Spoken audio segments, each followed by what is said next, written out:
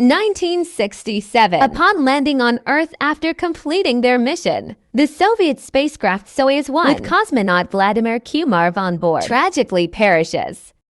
Many years later, under the leadership of the Swedish billionaire Meyer, an expedition to Mars is being prepared. After 10 months, the crew of the spaceship Ulysses reaches the red planet. The captain informs the team that they have received permission to land and asks the ship's AI named Irene to verify everything required for a soft landing. At this time, Meyer revealed that he spent 4 years preparing for this journey, sacrificing almost all his money for it. However, the American company Zillion beat them to it by landing 2 weeks ago. The problem is that Earth has received no news from the American crew except for one in which they asked not to come to Mars. A dispute arises among the crew members, but the captain declares that the landing will occur in any case, and people disperse to their cabins. With 30 minutes left until landing, Irene begins preparations. However, an unforeseen event occurs. The ship does not detach from the carrier system, posing a threat to the entire crew. The only way out is to perform the separation manually. The commander ventures into space and struggles to free the attachments. But at that moment, the shuttle enters Mars's atmosphere, throwing the captain into open space. The shuttle almost crashes onto Mars as a system error causes a power outage.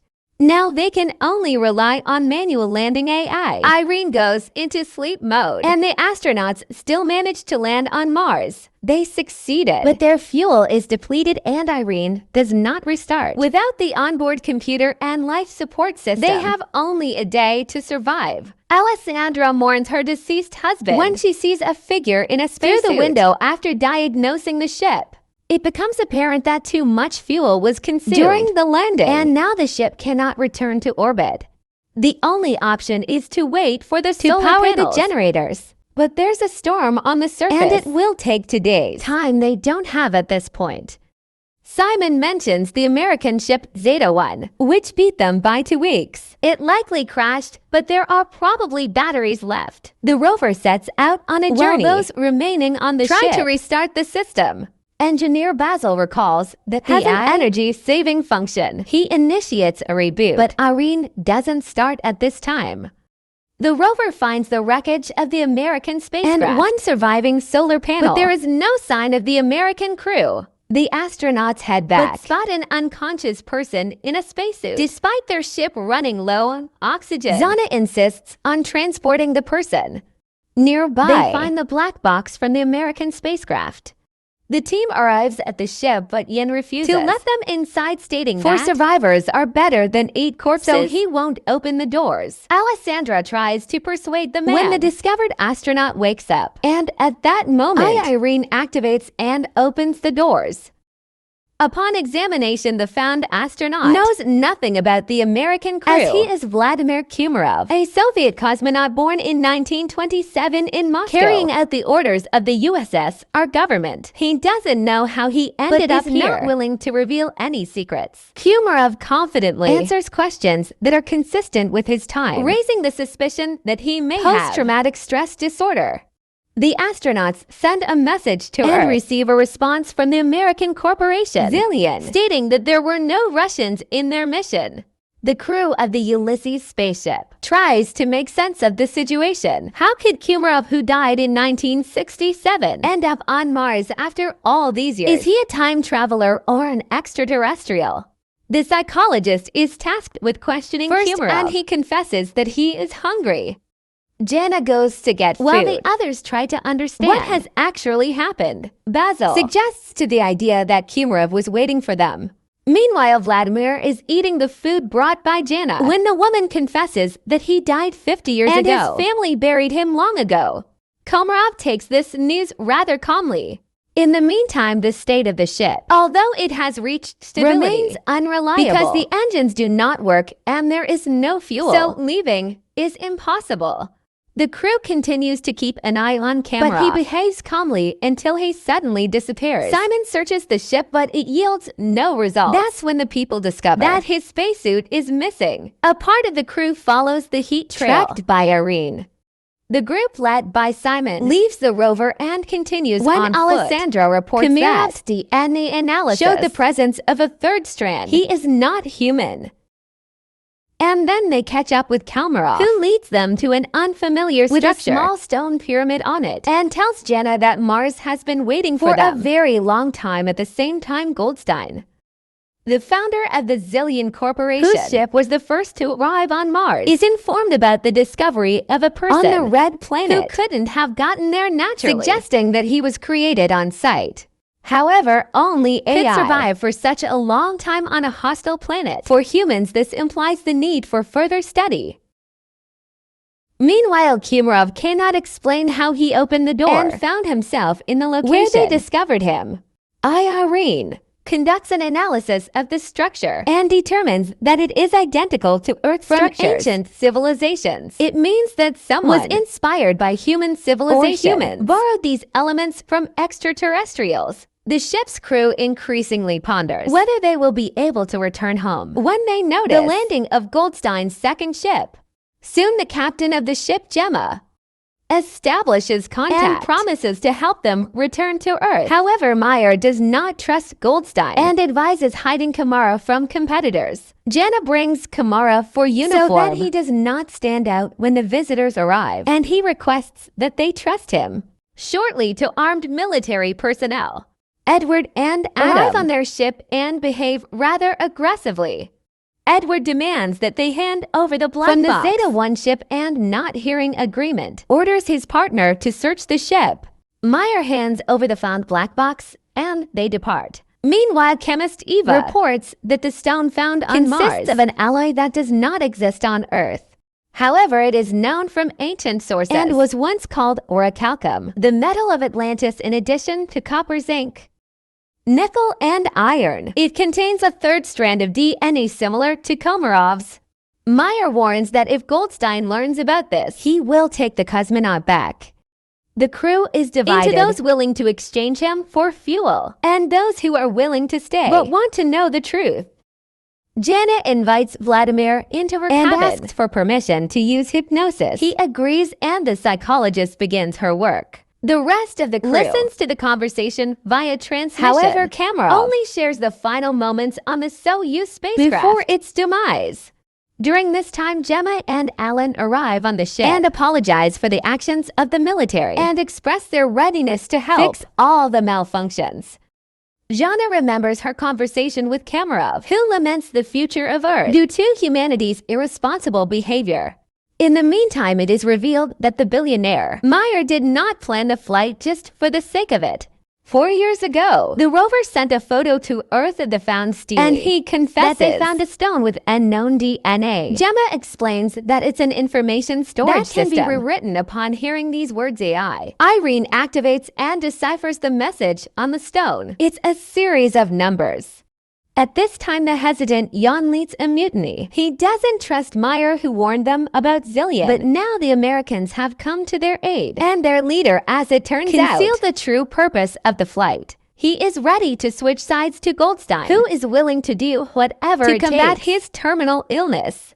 Later, engineer Basil informs Meyer that Kamarov is the same kind of program as the stone they found. But the most crucial revelation is that he deciphered a copy of the black box from Zeta-1, which shows that the oxygen on the ship was cut off at the moment one of the Americans struck Kamarov. This means he was there. He also activated Irene when he boarded their ship.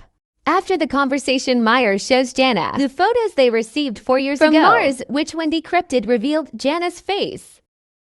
This is why he brought her on the expedition. The woman is disappointed. Meyer played everyone.